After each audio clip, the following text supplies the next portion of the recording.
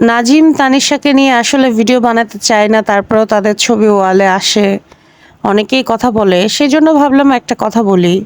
সেটা হচ্ছে কখনোই নিজের বান্ধবীকে বলেন, নিজের কাজিনদেরকে বলেন বা সমবয়সী কোনো ফিমেল বা ছোট ফিমেলকে কখনোই বাসায় আনতে হয় না। এটা শুধুমাত্র যে মেয়েদের ক্ষেত্রে প্রযোজ্য তা না।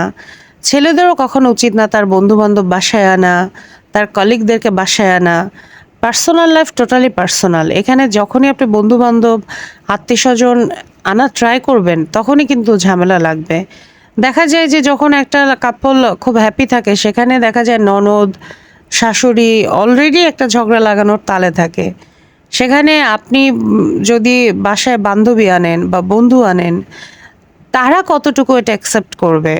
যেখানে ছেলের বাবা-মাই সহ্য করতে পারে না যে তার ছেলের সাথে একটা মেয়ের বা পুতের বউয়ের সম্পর্কটা ভালো থাকুক।